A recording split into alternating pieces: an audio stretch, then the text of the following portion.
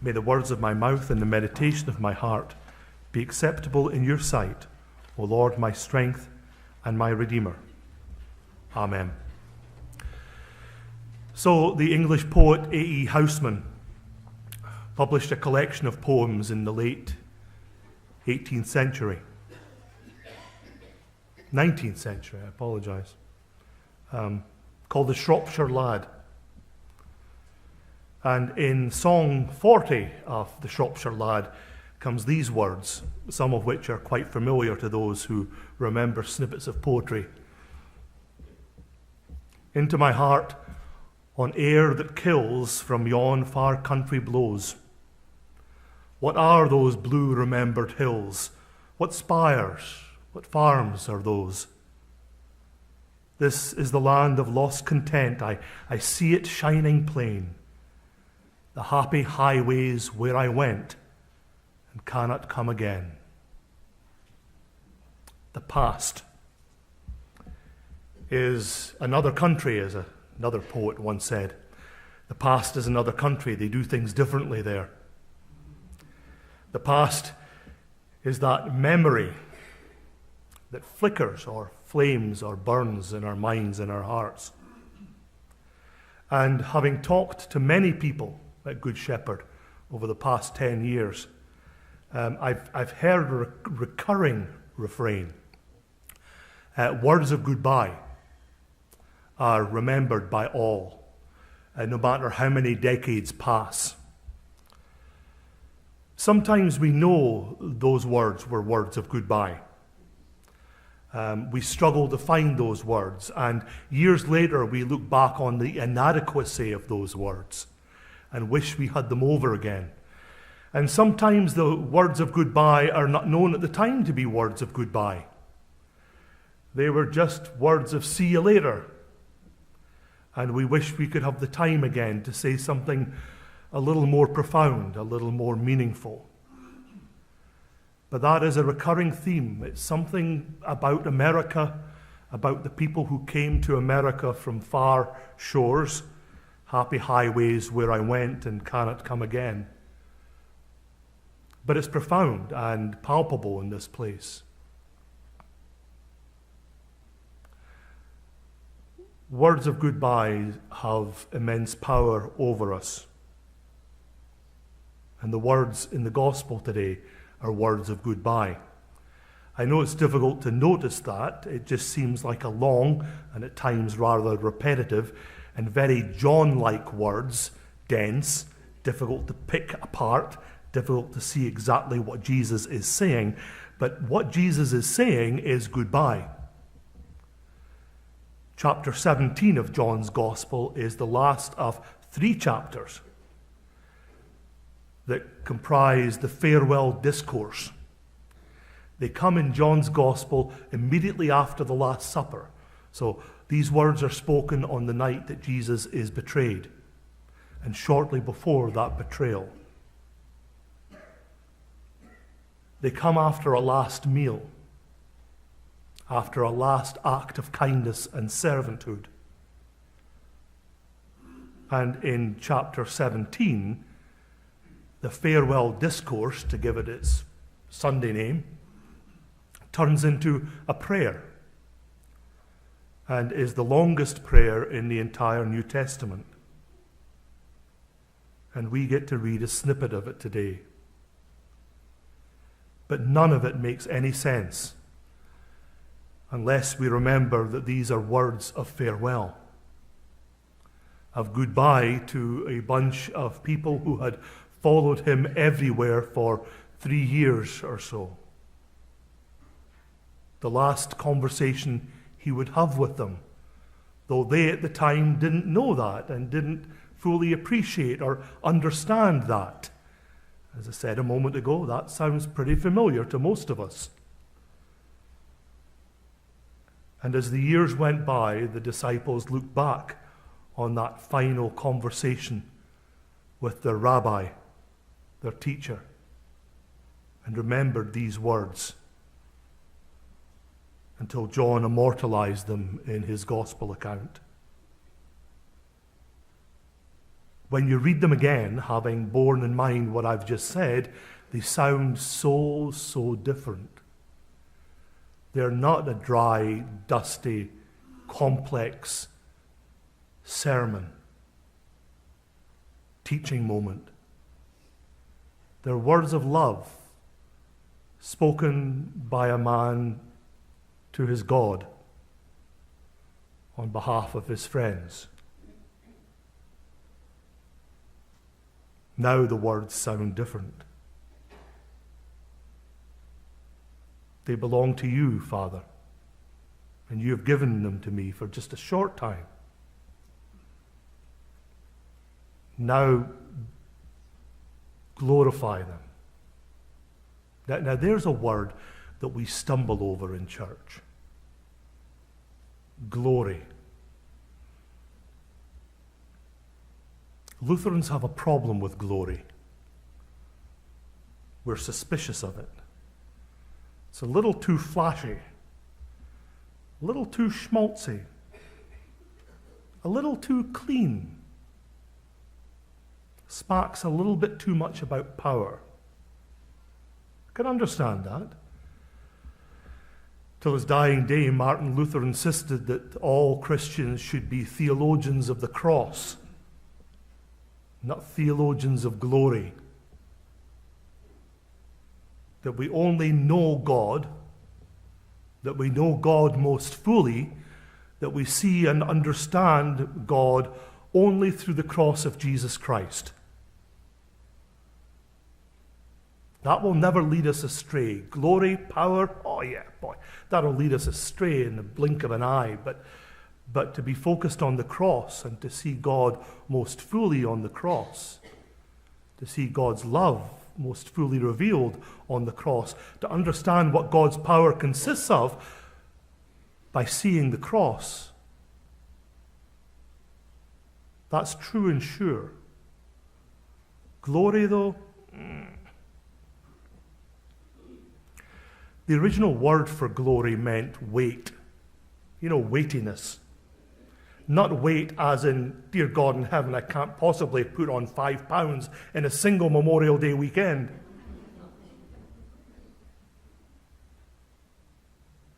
Weight, value, and importance. That's what the Greek word for glory, doxa, by the way.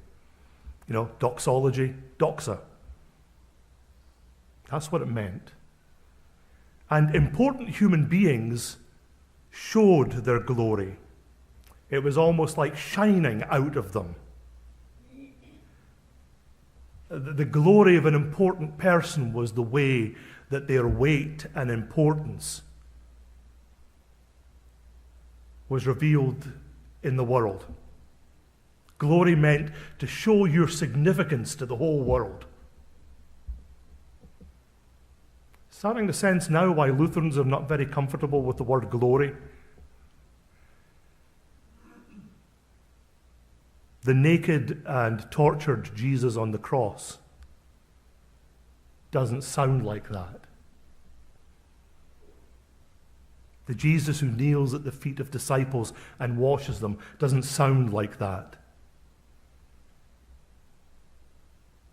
The Jesus who stands before Pilate doesn't sound like that. The Jesus who wears the crown of thorns doesn't sound like that. The Jesus who says to a thief on the cross next to him, "Today you'll be with me in paradise," doesn't sound like that. But revealing your significance to the world.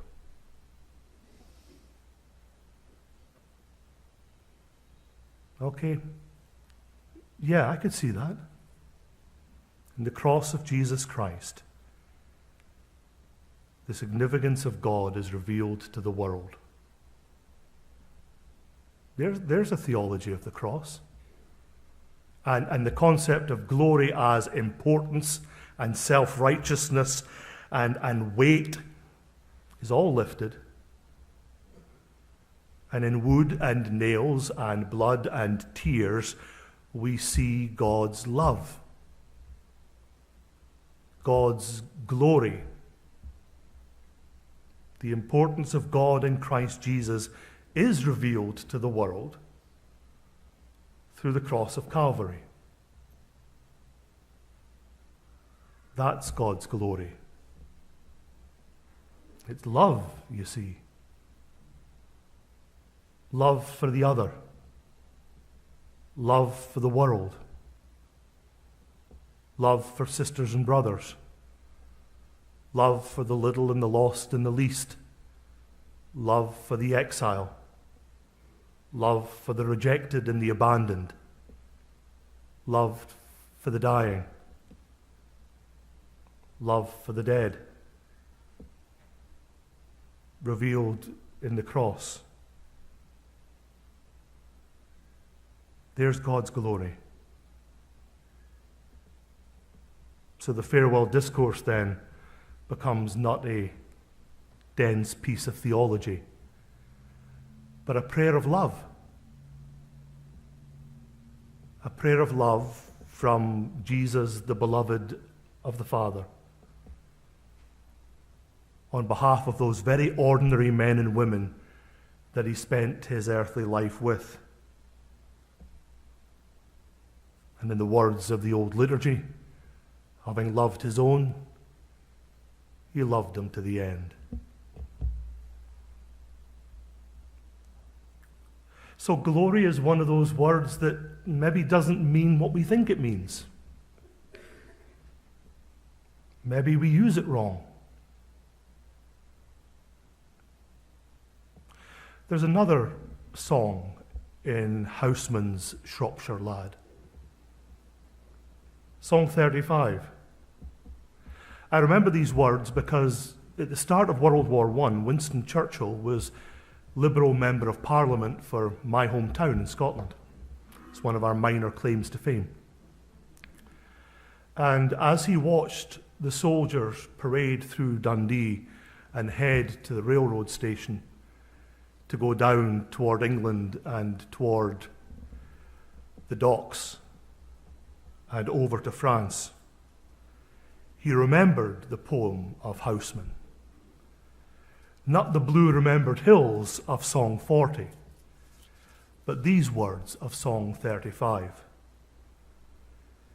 Dear to friends and food for powder, soldiers marching, all to die. Those words haunted Churchill for the rest of his life. Dear to friends and food for powder, soldiers marching all to die. What does glory mean in that context on this Memorial Day weekend? I've strenuously avoided that word thinking about our fallen. Although, you notice there I said our fallen and not the more traditional phrase, our glorious fallen. Because that word glory and glorious seems so at odds with carnage and death and suffering. Last night, Tom Brokaw rebroadcast his documentary, The Greatest Generation.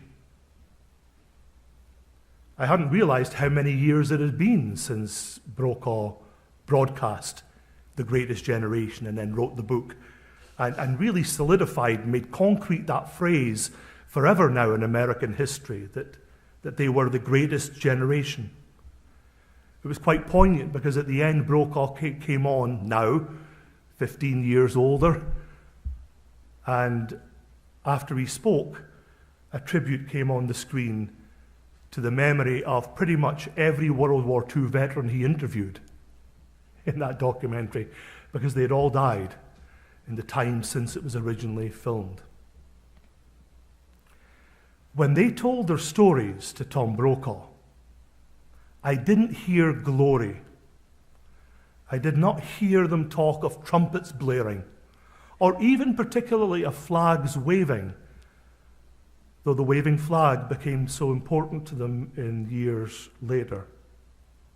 I cannot pretend it didn't, nor should it. But they talked about fighting for something worthwhile. Sometimes the worthwhile was just the guy in the hole next to them, the guy they'd gone to boot camp with, or the guy that had been sent to their unit just a day or two earlier. Sometimes it was because they admired their young lieutenant that was leading them, who was the old man because he was 21 and they were 19. And sometimes it consisted simply of honor and duty, of doing what had to be done and enduring what had to be endured. Sometimes it was honor and duty and the farm back home in Iowa, or honor and duty and their borough in New York. Well, if glory means weight and importance, and if glory means showing one's significance in the world, and if glory means honor and duty, and self-giving and self-sacrifice, and of thinking of self last, and of doing what had to be done, and enduring what had to be endured, then maybe glory was theirs, in that sense of the word.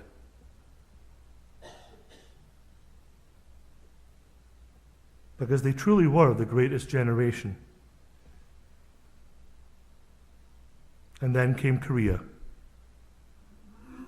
and then Vietnam, and Desert Storm, and all since. Iraq, Afghanistan. And still we send them. And still honor and duty means something. Doxa. Importance. Significance made visible.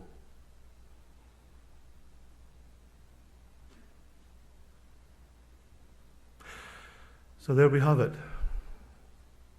The blue remembered hills and the food for powder. And there we have it. Remembrance. And there we have it. Sacrifice. And tears. And blood and sweat. And there we have it. Inhumanity and humanity side by side. And there we have it. Love. Love for the people of God and love for the grunt 2 feet to your right. And there we have it. The giving of oneself. The pouring out of oneself. And there we have it. Not trumpets blaring. Not proud marching songs. Not John Wayne or Charlton Heston, but an ordinary group of men and women sitting by their teacher, and a bunch of ordinary men and women sitting by their sergeant. And there we have it. Love and remembrance and memory of blue remembered hills, of the land of lost content, of happy highways where I went and cannot come again. Amen.